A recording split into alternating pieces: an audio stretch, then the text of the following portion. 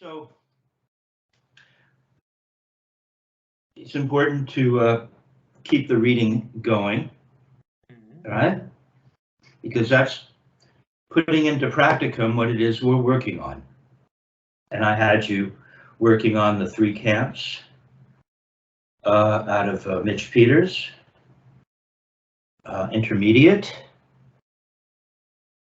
Yeah. And as you started to play it, I mean, you want to play it real fast, which is cool. That's great. But what I'm looking for isn't necessarily the speed, although the speed should come based on what I'm about to say. What I'm looking for is the motions, right? We're looking to figure out this technique because there's a bunch of different ways to play this, right? There's a bunch of different techniques, and I find them all very interesting, but we're working on this one. And that doesn't mean that you don't want to know about other techniques. Although coming along, for me, I was always hesitant to invest in another technique while I still hadn't figured out this one, because I thought it would maybe confuse me. And maybe that's true, maybe it isn't true. Yes. Okay, but we're trying to play this thing in a particular way, right? Because this technique involves the turning of the wrists. Now I'm in, or it would, you were playing traditional earlier. I'm not set up for traditional, but it would involve a turn and a rotation, very simple turn and rotation.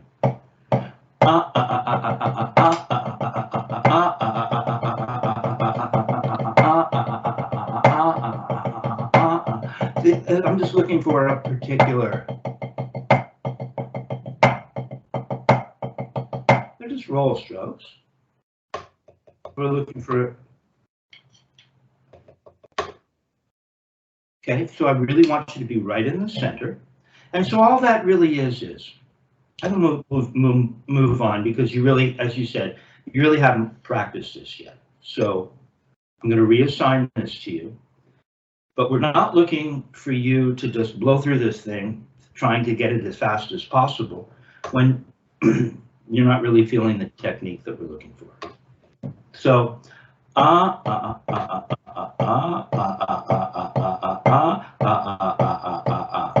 so the 7 is a single-handed stroke. So that means it goes 3 ways. Here, it's ba ba ba ba ba ba ba ba, right? 1, 2, 3, 4, 5, 6, 7, and it's an accent. Ah, 1, 2, 3, 4, 5, 6. Ah, 1, 2, 3, 4, 5, 6, 7. 1, 2, 3, 4, 5, 6, 7, 8, and then it goes into a 15, which is another hand-to-hand. Excuse me, single-handed. So it goes 3 ways. Okay.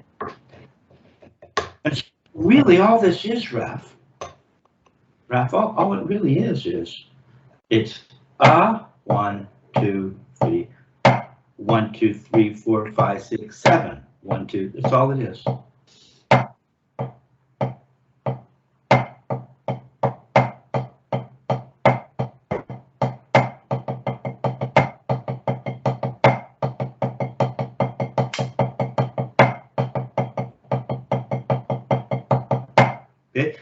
We're always coming back to the floor. The thing is very stable. So show it to me without the rebounds, just so that you understand the motions that you're making. That's all it is. That's really all it is, isn't it? Yeah, and then you just convert the singles into doubles, right? Do that now, and also just finish the bar. Just finish the first bar. But without the doubles, just without the doubles, so that I see that you understand it.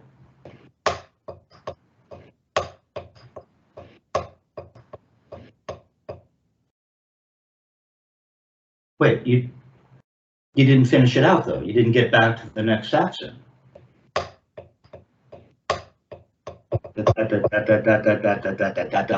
Right? That's all it is. Right? Now go ahead and put that into rebounds now. Maintaining that. So what we have is we have a wrist turn.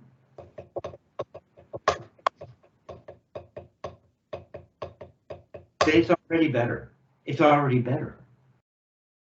It's more stable. You're at the floor. Your rebounds have started to bounce. All we really need to do, this technique is actually very simple, right? Isn't that Richard Martinez? The truth is always simple, right? And so all we have is, there's a lot to consider, right? But ultimately, all we're doing is turning our wrists, right? And we're learning to maintain a 3-finger grip. That's what I'm feeling when it starts to bounce. Rocking over the middle finger.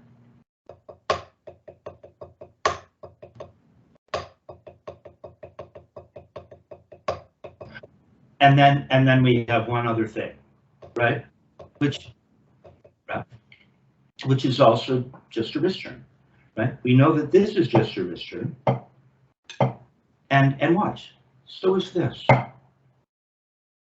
It's a wrist turn and a wrist turn. That's all it is. So we have wrist turns from the floor. Then we have a wrist turn that involves really 2 wrist turns, a throw. 2 wrist turns, isn't it? So we have that, and then we have the wrist turn that involves letting the stick bounce. So we have a fulcrum based on a 3-finger grip. That's it. Okay? Well, I want you to focus on that. Now, let's just get a tempo for you. Oh, hold on. Yeah. Okay.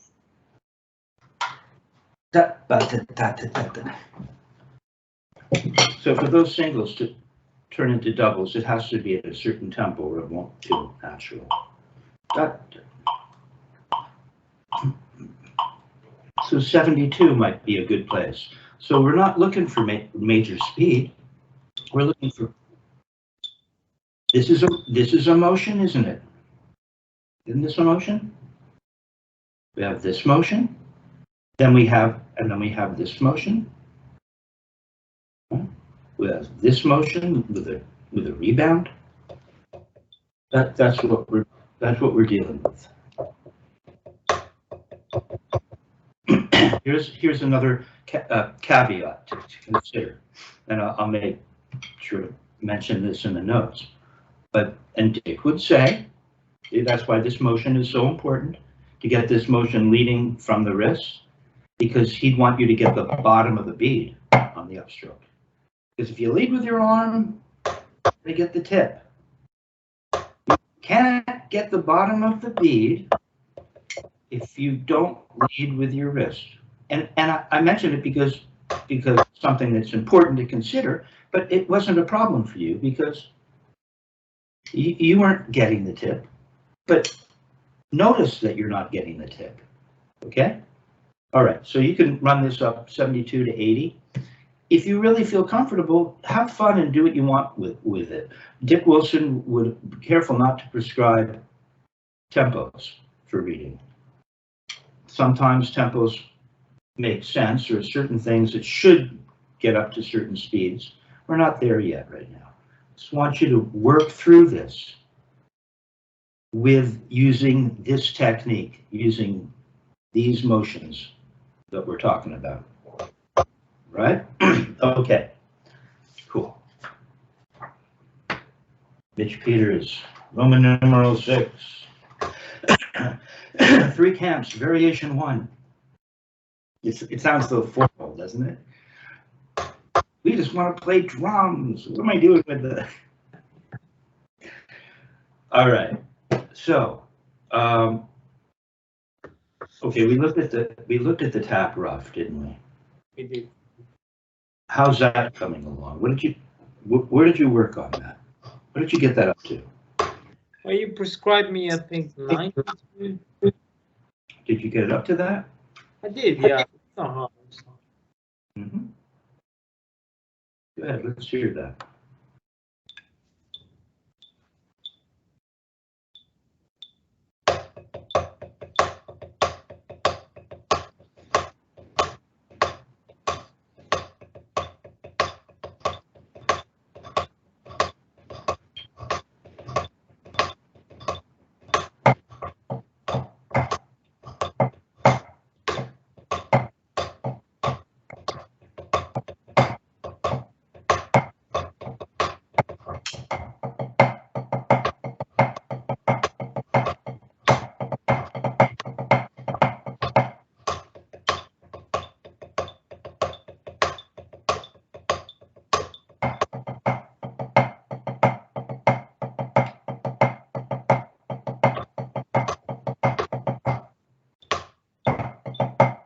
Okay, so, and again,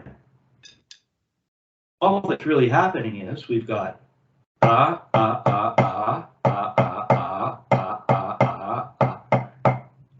we have an accent.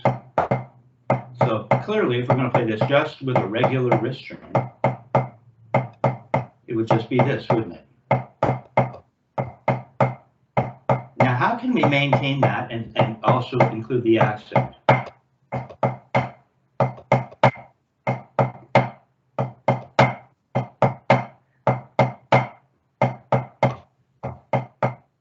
It's hard not to do the upstroke. What's that? It's hard not to do the upstroke. Now you can't not play without an upstroke. Go ahead and play it just with a regular wrist string. In other words, we're not going to make a throw. And I don't even want the accent. I just want the rhythm. I just want you to feel the wrist string. Yeah, every note has to be the same.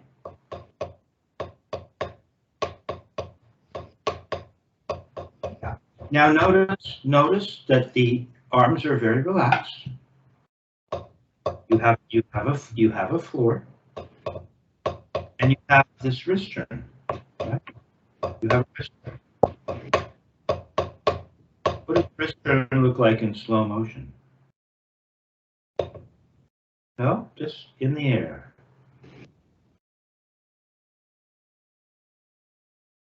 Do it.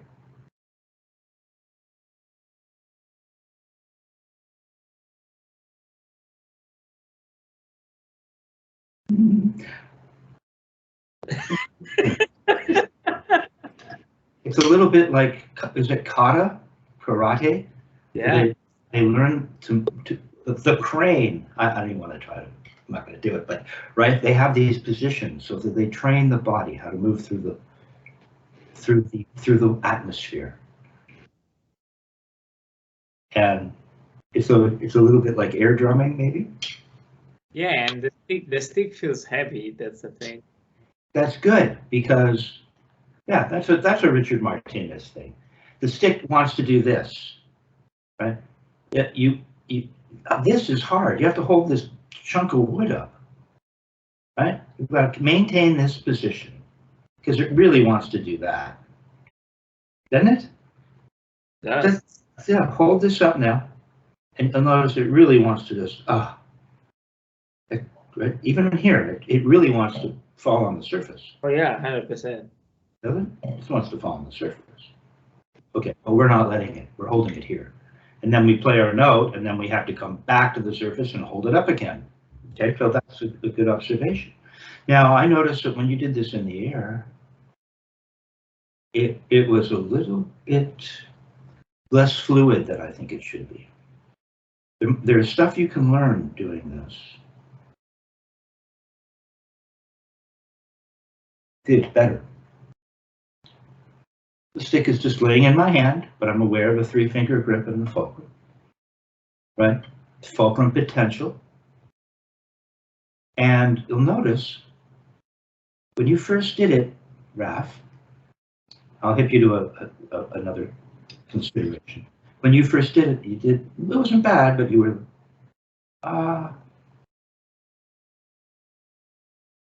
and you came down really slowly. And then I think you even tapped, because I hadn't discussed it with you so that you weren't quite sure what to do, which is my bad. Okay, but is that Jack Verga? There. You're using gravity on the way down, you lift it up. Or we can use muscular force. But what I'm noticing typically is the speed that we go up is the speed that we go down. Why would you go up at one speed and then hurry?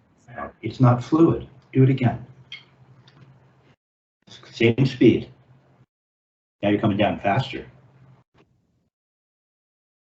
There it is. There it is. You just felt it. Do it again. No, don't come down faster, you see? That's the tendency. Guys are always down, down. It's up to come down, but we're not coming up to shove it down. It's more, what did Murray say? It's more elegant than that. There it is. There it is. Now just make a tap. Yeah, see? Get a nice big. So the volume comes from how high you turn, not how much muscular force you're going to use on the way down, because there's some kind of relationship between, there must be an equation of sorts, right? So that the speed up equals the speed coming down. It's really easy, isn't it? But you'll have to hold that stick up above the surface, right? You got to hold it there, and then you have to lift it up and let it come back down. Okay, right. So you have that feeling, right? Now, what about just incorporating that with the throw? Let's see. Now, before you play, just watch for a second. Let's see if, oh, it just lost a little bit of our sync. It was good earlier. Interesting.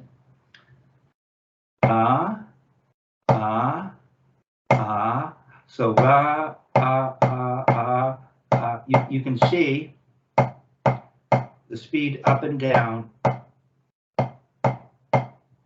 is basically what I was describing to you, isn't it? I don't come up and then shove it down.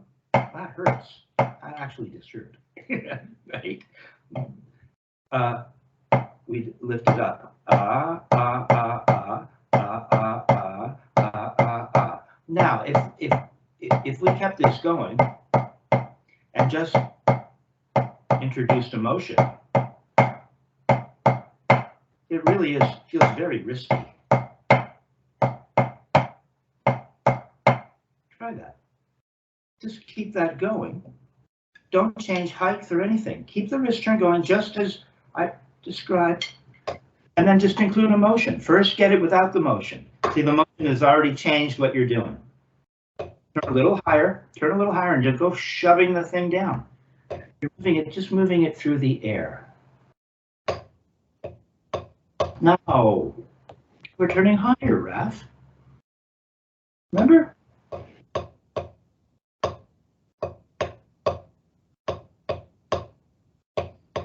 So what are we searching? Yeah, we're searching for the wrist turn.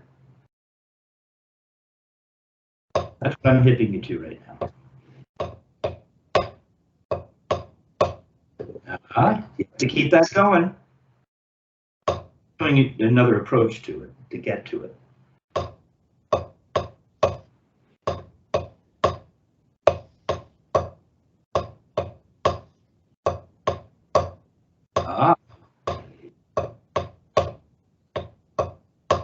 Lose the wrist turn in the right. It's hard. But it's different, isn't it, than what you were doing, isn't it? Now there's no, we're just going to turn from parallel. None of that right now.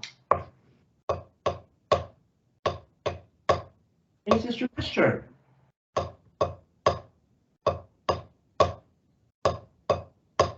Okay, you were at 92. Can you do that at 92? Just the way I've done, yeah? Like that.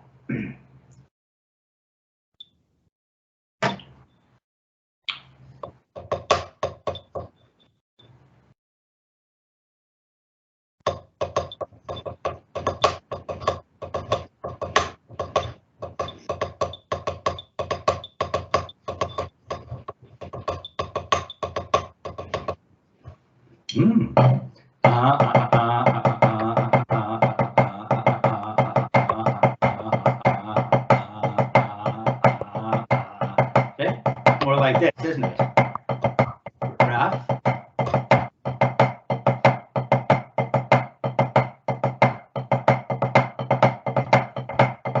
See how nice and solid it is? And then the motion gives you a little bit of a relaxation on the way up. It relaxes you and gives you the accent.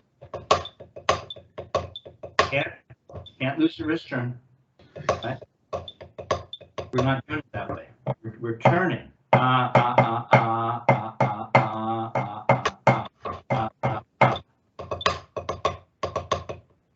Oh, it's weird to do it like this. Good though, you sound more solid. Notice?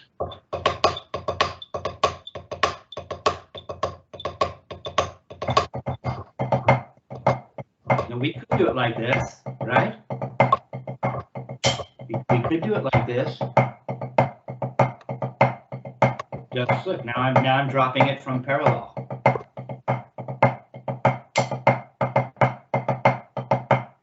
No, I'm not.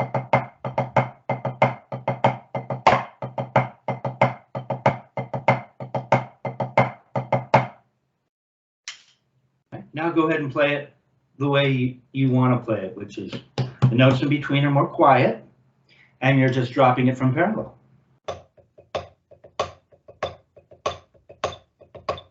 Wrist turn, wrist turn, wrist turn, wrist turn. Wrist is still all wrist, isn't it?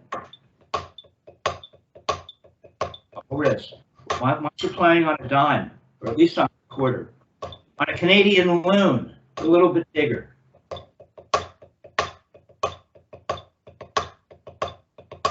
Okay, now play it with the notes that aren't accented with more volume, so you turn higher.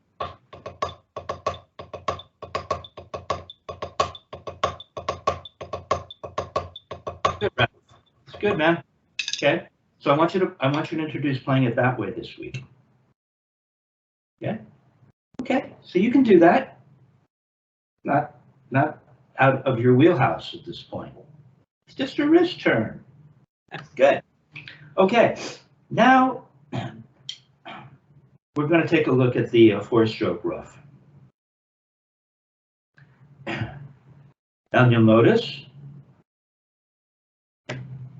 that Murray has indicated how it should sound. Onomatopoeia. What is it when something sounds like? In other words, we call a paradiddle because the word paradiddle sounds like the stroke on a surface. Here, the four-stroke Ruff is ta ta ta ta, ta ta ta ta.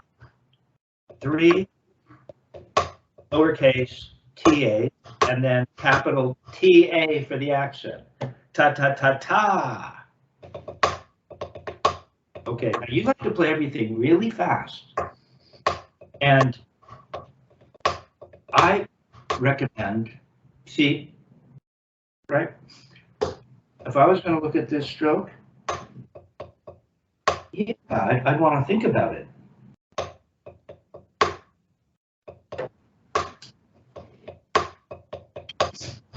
Okay.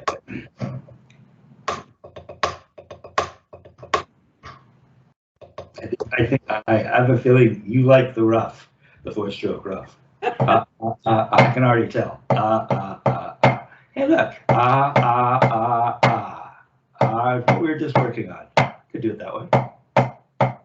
Oops. Okay, so.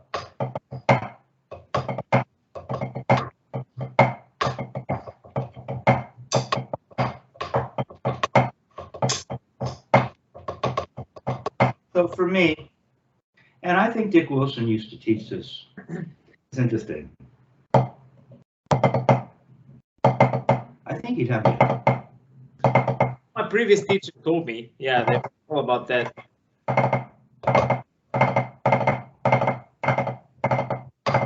You might have to throw into it. But for me, I think, let's play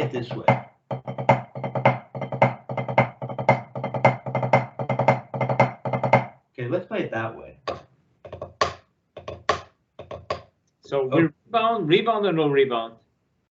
Why we have to slow it down and figure that out, okay? So let's do that together, okay? Left, right, left, ba, ba, ba, ba. So the upstroke is obviously going to be where? The second note. Second, beat. Now imagine you're teaching a seminar, and some of the students, you can't to be careful not to be too vague, right? Err on the side of being too detailed as opposed to too vague in your instruction. So we have an appoggiatura, right? Yeah. Because it's important how you think about this stuff. The words you use to describe it to me or to someone else will be how you're thinking of it. You have a 16th note triplet, appoggiatura. Yeah. And out of those three notes in that appoggiatura, the second note, if we're starting left, will be a right. So you're right, it's the second note, but it was a little more detailed. Second note leads into the first eighth note accent of a 2/4 bar. Okay?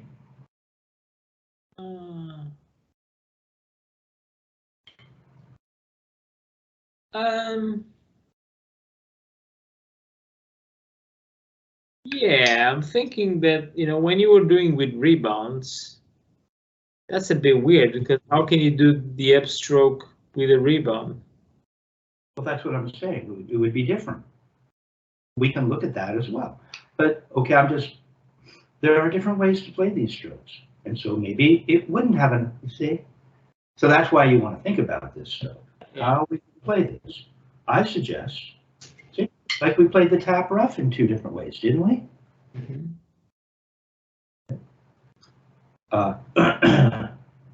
So, yeah. Ba, ba, da, ba. Now, at this speed, I am just doing this. So I'm turning twice in my left. Yeah. And then there's the upstroke in the right to a throw. So that would be a classic Spivack single stroke. Yeah. An up to a down. And in this case, we're just dropping the stick from parallel, which you spent more time thinking about.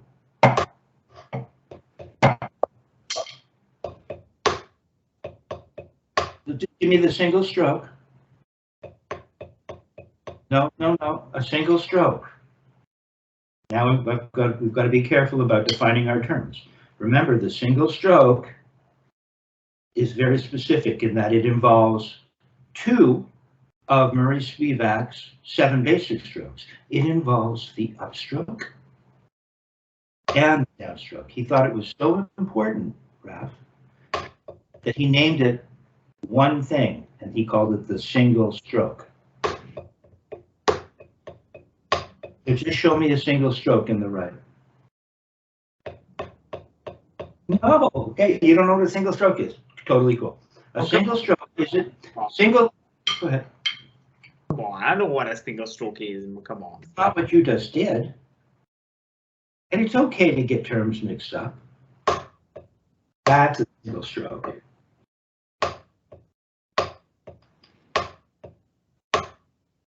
That's it. And we're just dropping it from parallel like that. Good. Okay, so you can play a single stroke. It just wasn't completely formed in your mind, right? And if you're going to teach this stuff, it needs to be more formed, right? Okay. All right, now play the stroke. We've got the single stroke in the right and the left. We have 2 turns. If you're going to do that, put your arm on your calf so you stretch your arm out.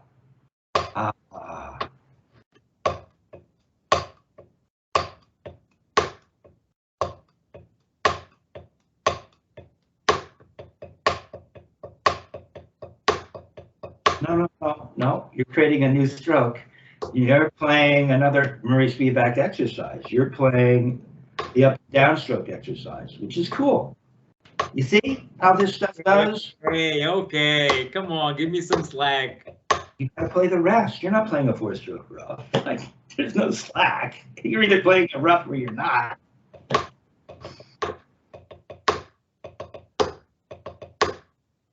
But now you sped up. So play it more slowly. There it is. That's all it is. Go the other way. Go the other way. Now the single stroke will be in the left. 2 wrist turns, which we just worked on. And remember, they're going to go up and down, kind of the same speed. We're pretty sure. I'll have to get out a high-speed camera and test it. You know, I wonder if you look at a hummingbird's wings slowed down. I bet they're moving. I bet they're moving. I can imagine them moving equally fast, both up and down. I'm guessing. I'm not sure, but I bet you. Okay, go ahead. Right? Doesn't make sense? Yes.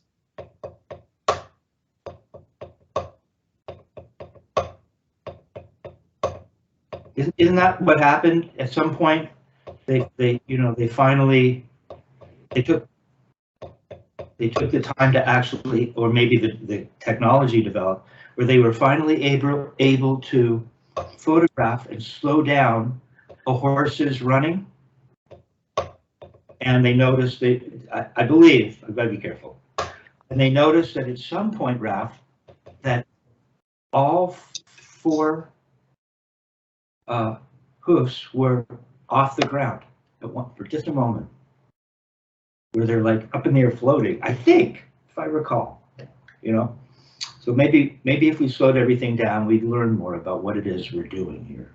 But for just simple kind of ways of thinking about these motions, I suggest you think about the up to come down moving at the same speed. Okay, so we have 2 wrist turns. Well, I mean, like the left, at least it's just an upstroke. Don't have to actually wrist turn.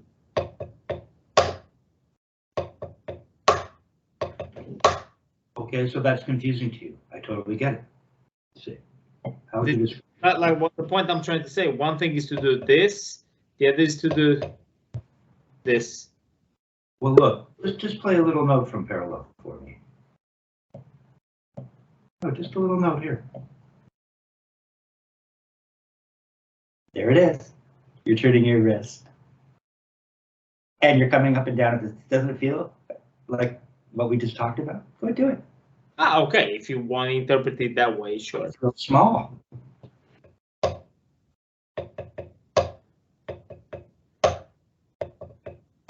Yeah, but when you're doing the up, you don't wrist turn. Well, you're just doing this, aren't you? Turn, turn, turn, and you always come back to parallel. Turn, turn, turn, throw, turn.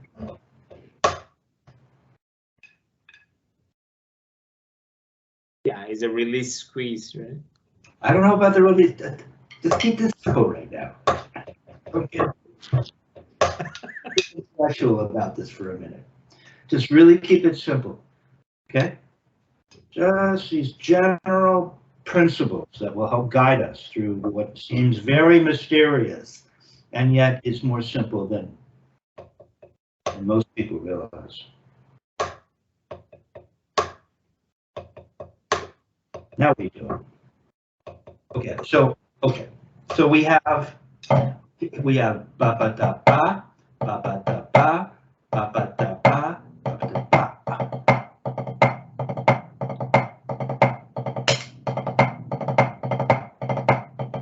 Now the left is bouncing.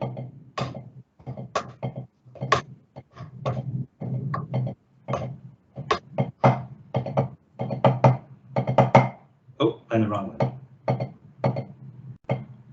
Let's see. Ruff,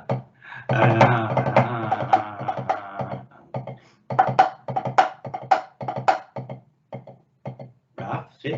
Look. Turn, turn. Ah.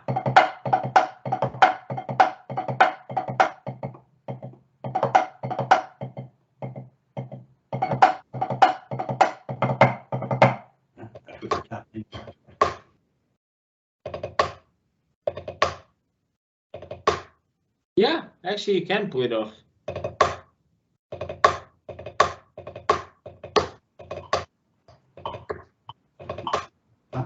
It's a double on the left.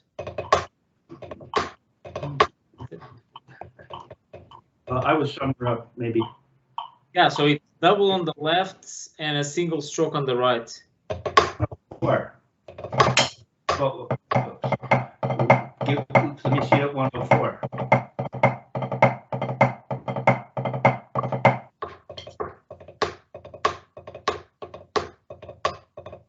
Yeah.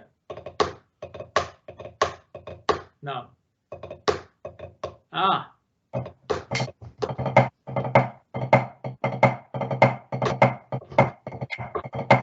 See, mine just do it. Mine's just watch, Ruff.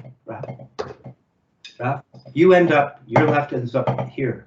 Yeah. Not sure what. Watch. See. I'm just doing this. Just in here.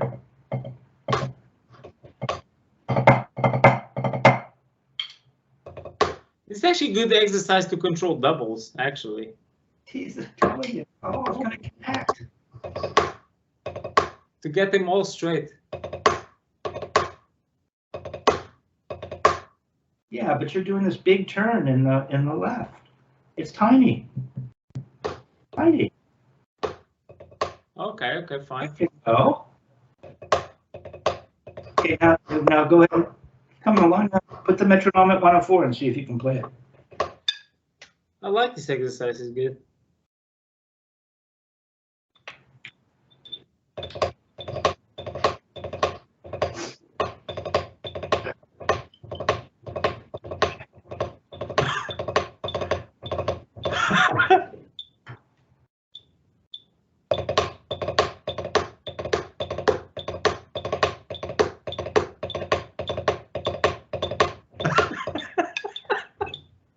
His new favorite stroke.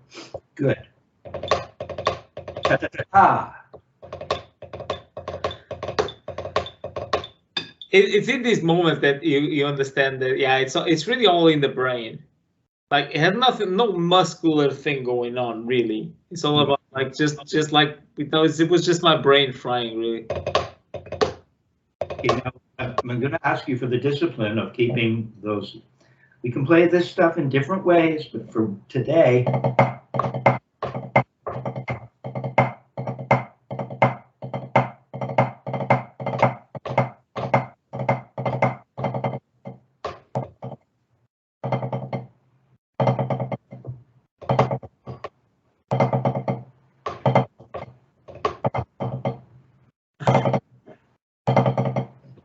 Each hand is just doing this, right?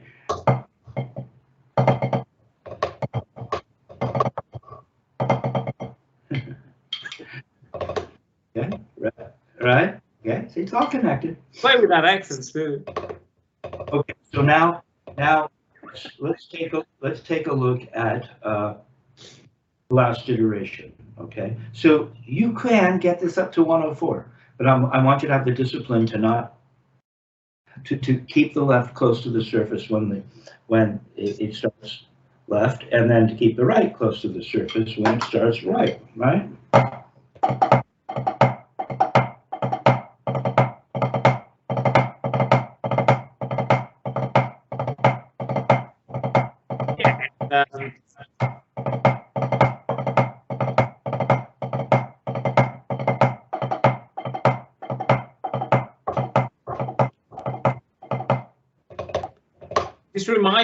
This reminds me of those very tiny throws that you mentioned. Instead of like being big one, it's all about being a small throw. Talk about like being small throw. Still throw.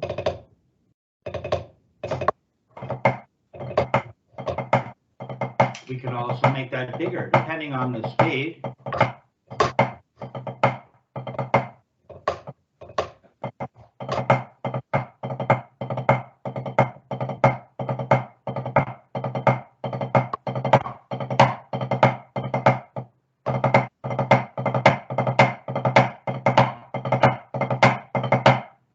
So we can make that throw bigger or smaller, depending on how much of an accent we want, right?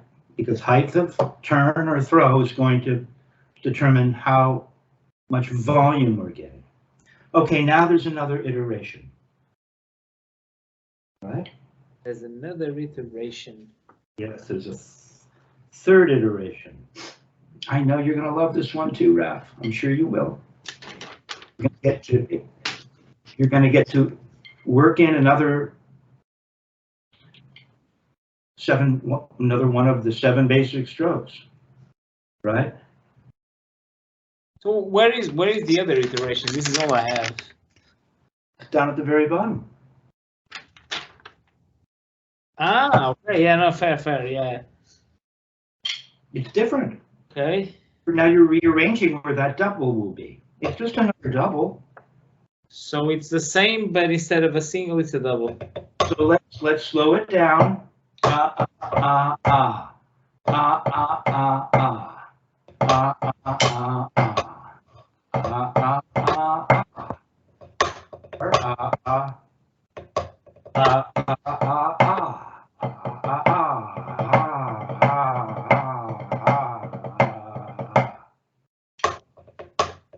So maybe we'll want to create our own other iteration.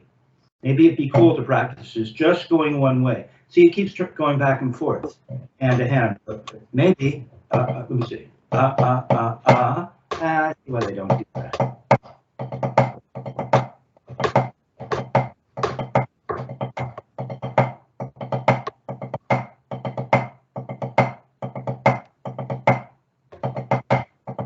Yeah, we can do it that way. Okay, so just play it going in one direction. Kind of simple time, actually. Okay.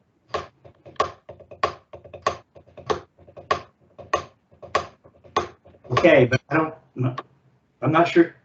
No, okay. You really want to stop down, right? You want to.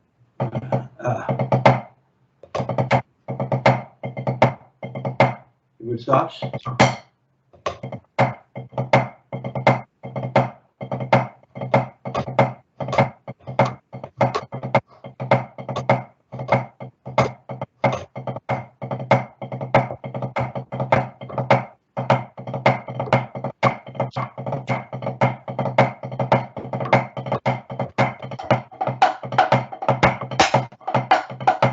Watch. You put this on the drums.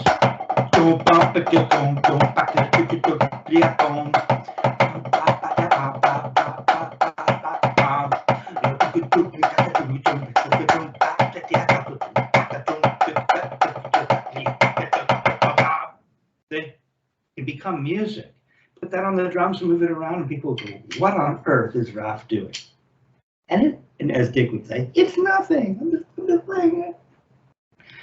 So you can see, you're right. There's not a lot of muscular activity going on. Not really. You got the gig with this technique, there's not much to feel. We're never working very hard. So you're right. It's more about how the mind connects with the body to perform these strokes and make music. So let's just see that you can get this. Going one way. And what were you? You got it up? You got it up there? See, it's that easy. Go on. So what's that? Hit me up. Okay, so we started the other stroke. Let's see. Where did we start? One, two, one, and two, and one, and two, and so in around 72, so 60 to 72, we're definitely on the wrist. And then you can creep that up all the way to 104. 60. 22. Wrist.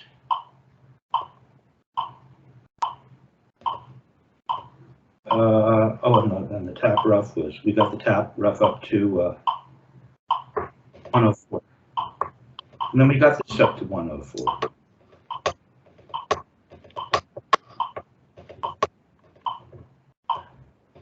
So at a certain point, it becomes obvious when the stick wants to rebound, doesn't it? Yes, yeah. Right? It's not rebounding here in the left.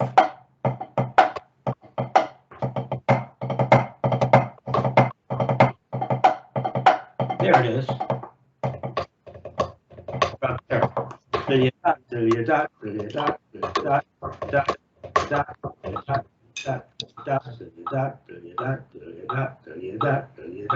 $84.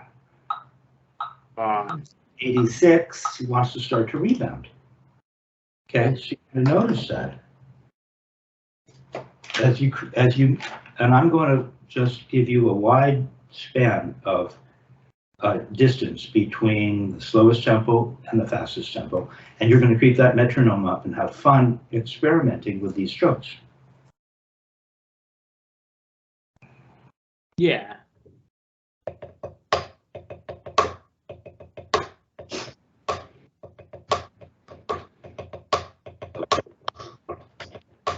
Okay, so let's put this at 1.8. Let's put it at 86, and see how. Because I know you can play this slower on the wrist. Let's see it at 86, the last iteration, and I've invented a new iteration. We're just going to play the first sticking over and over like it's. So the left, right? Yeah, this is becoming like it's a single-handed stroke now, isn't it? Like a roll stroke, of course. Are you at 86? So you want wrist, not rebound, right? No, if you're at 86, by now it should be rebounding. It's kind of in that middle term, I suppose, man.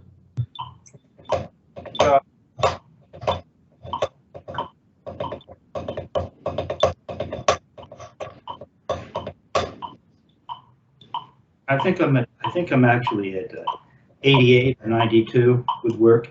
292 then, yeah. Okay.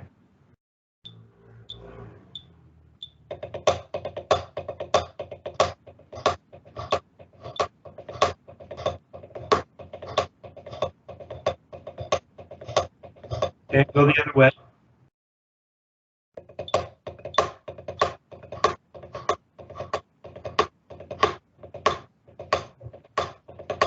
Sure you stop down. I don't want you stopping up above the surface.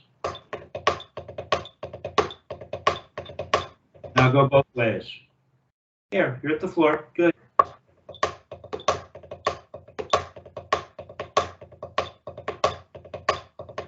Okay, now put the metronome down to 60 and play it there.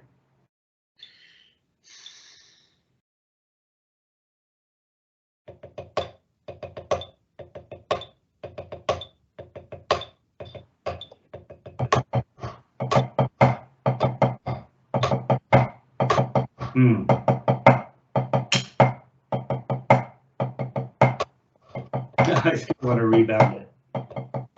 That's right. I agree. That's what I was feeling exactly. Good. See, now you're getting in touch with how things work. This isn't about some rigid documentation of, well, at this tempo it has to. Richard Wilson and Murray Spivack had disagreements about.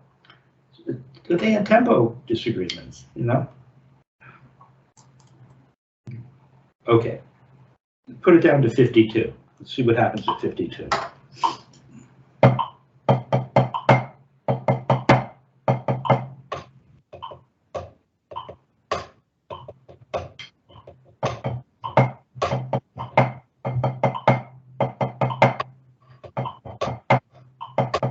You can even do rebound here if you want. So this stroke You really want to slow it down to really feel it on the wrist. It's really meant to be more like a roll stroke, right? You're feeling that. So go ahead and put it down to 40. I think it has to be 40, really.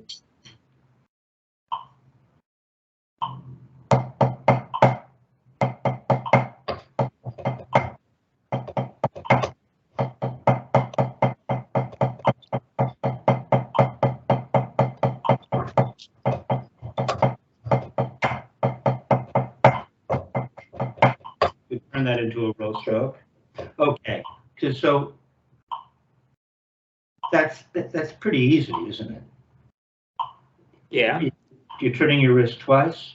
What's really easy, maybe I'll have you start the very first iteration, which is the left, right, left, right.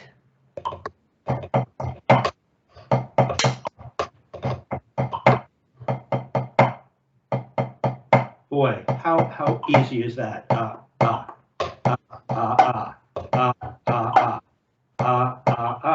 Let's just do this.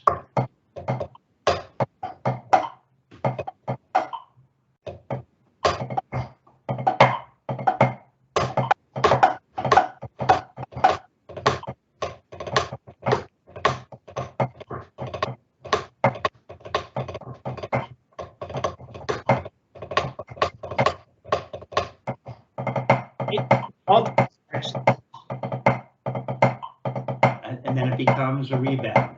You're on at twice the speed.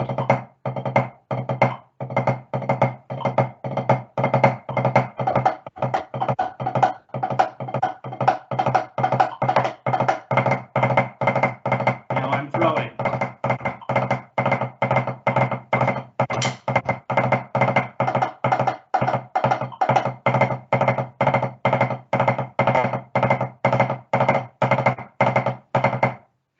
You can throw for it. It's interesting to alternate, actually. And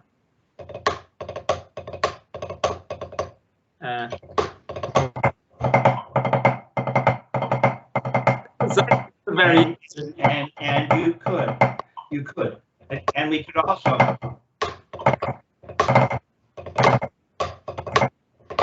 Now it doesn't feel like there's a big accent at the end. I guess it could, but it's playing it without. Can you do this?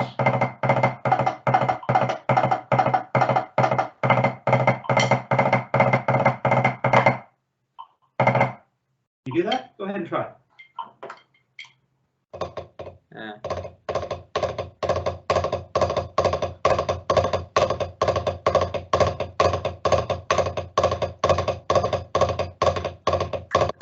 Other way, go the other way, and try to play on a Canadian loon. They're a little bigger than a quarter, giving you the opportunity in the world. But I want you not playing out on the edges of the center of the drum. Right there. Remember the playing on a dime. Yeah, the opposite is so hard.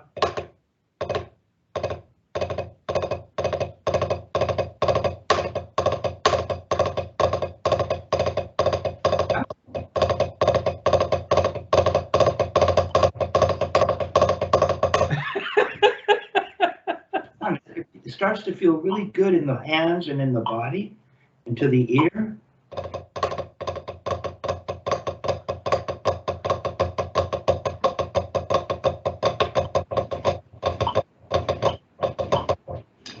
So really what we're doing now, at the very end here, you're right.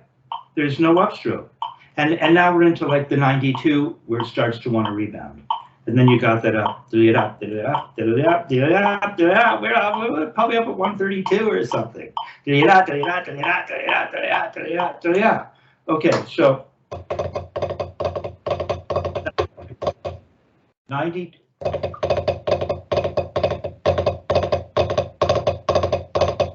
It's easy with the throw. This is the other thing that is actually quite interesting. Because you gain a bit of momentum.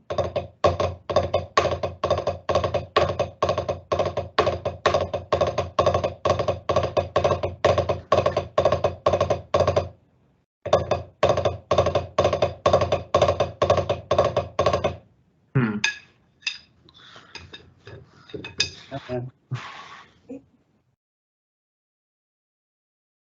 actually, once you start understanding each of the 7 basic strokes, then it's just a matter of putting them together.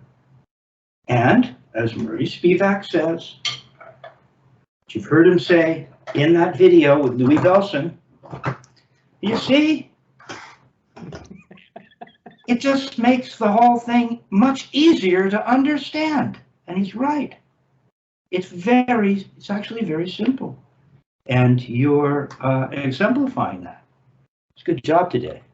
Turning it off.